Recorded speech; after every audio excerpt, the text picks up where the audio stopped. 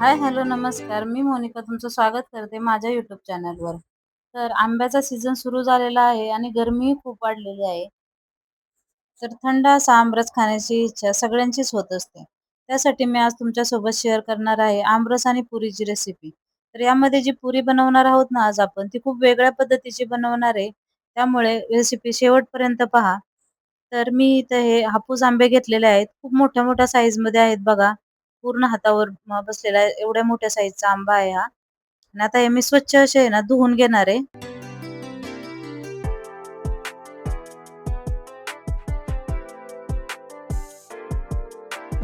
हे बघा, असे आंबे माझे स्वच्छ असे धुवून झालेले आहेत. आता मी यांना कट करते आणि तुम्हाला दाखवते.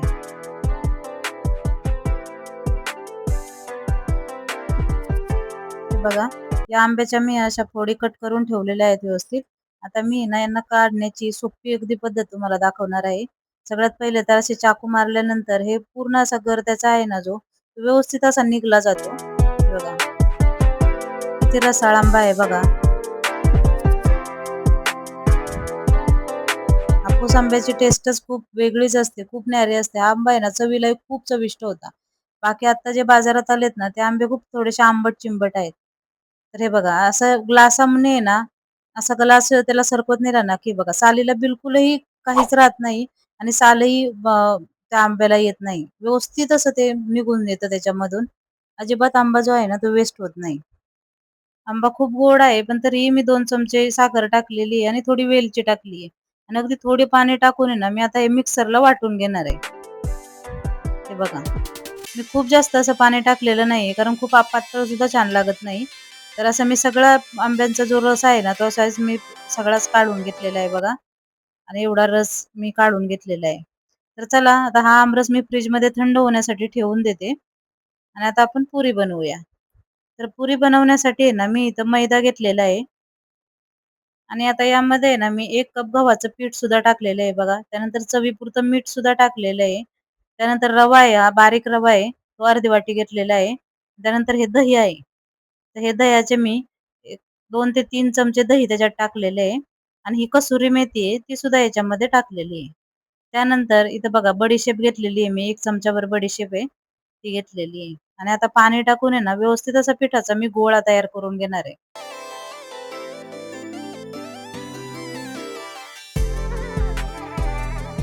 छान असा गोळा तयार करून झालेला आहे बघा माझा.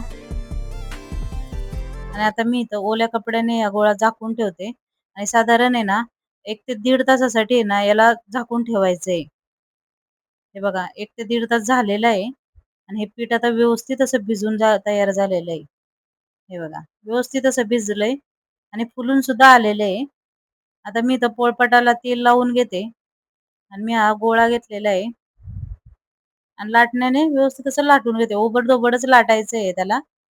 आणि तसेच मी तेल तापायला ठेवलेलं, तेल गरम झालेलं आणि त्यामध्ये मी आता ही पुरी सोडते.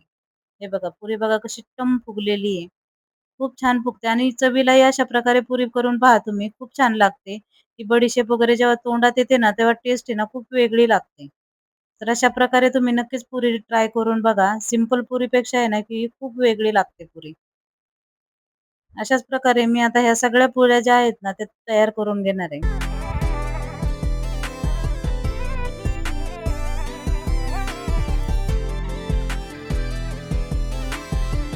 माझ्या सगळ्या पुऱ्या तयार करून झालेल्या आहेत. तर अशी आमरस पुरीची रेसिपी खूप सोपी आणि खूप जास्त अशी चविष्ट कोणाकोणाला आवडते आमरस पुरी नक्की कमेंट करून सांगा. आणि रेसिपी आवडली असेल, खूप साध्या पद्धतीने बनवलेलं आहे सगळंच आणि साध्याच पद्धतीने बनवलेलं खरं तर खूप छान लागतो आमरस आणि पुरी सुद्धा. तर अशी आमरस पुरी तुम्हाला कशी वाटली नक्की कमेंट करून सांगा आणि चॅनलला सबस्क्राईब करायला विसरू नका. भेटूया अशाच एका नवीन व्हिडिओमध्ये.